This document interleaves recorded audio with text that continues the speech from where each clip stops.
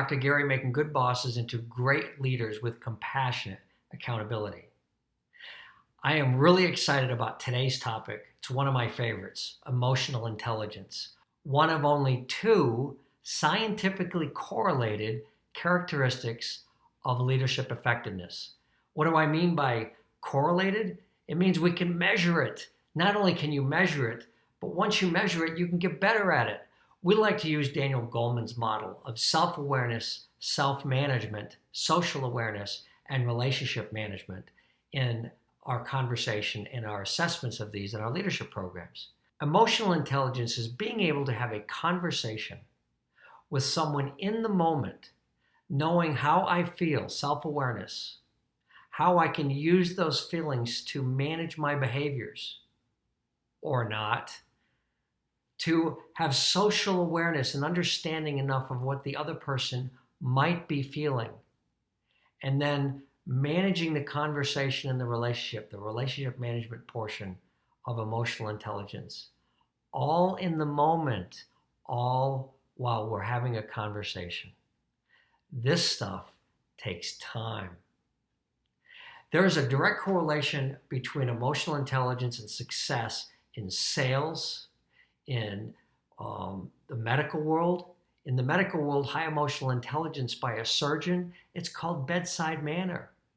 We talk about balancing compassionate accountability and leadership.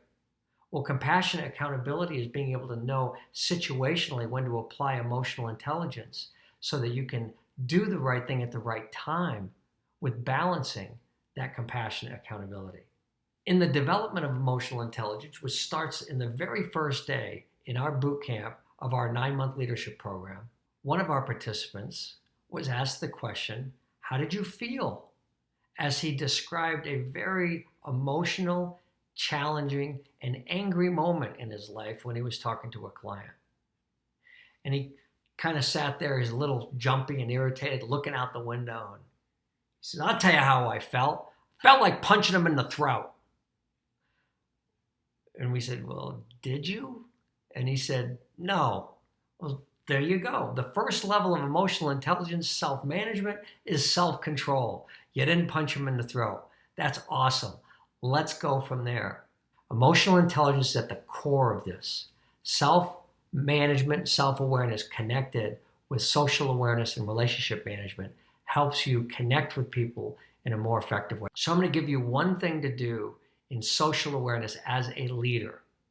The next time you walk into a room, any room to have a meeting, instead of just barreling in and starting the conversation, if it's your meeting or somebody else's, I'd like you to pause and observe the other people in the room. Look at what they're doing. Are they on their cell phones or are they engaging with each other and talking? Is there laughter and some noise in the room, or is everybody silent and looking down? Because your next comment should support the situation that's going on in that room right then, and do it in a way that's effective. If it's a little boisterous and you need to get serious to work, you say, okay, great, enough fun for now, let's get to work. If there's nothing going on, you can get everybody's attention by asking them to put their phones down. Hey, put your phones down. Maybe you make a joke, do something to get their attention. But check the mood in the room before you start. Just that one thing. And you might find out that your meetings start a little better. Here's your challenge for the day. Check the mood in the room.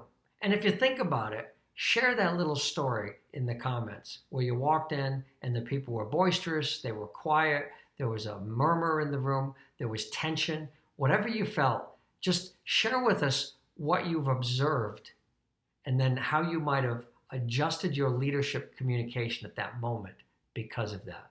That's emotional intelligence. If you have more questions, put them in the comments or just put in there, let's talk, and I will connect with you through messaging directly. I'm Dr. Gary, making good bosses into great leaders with compassionate accountability. Be well.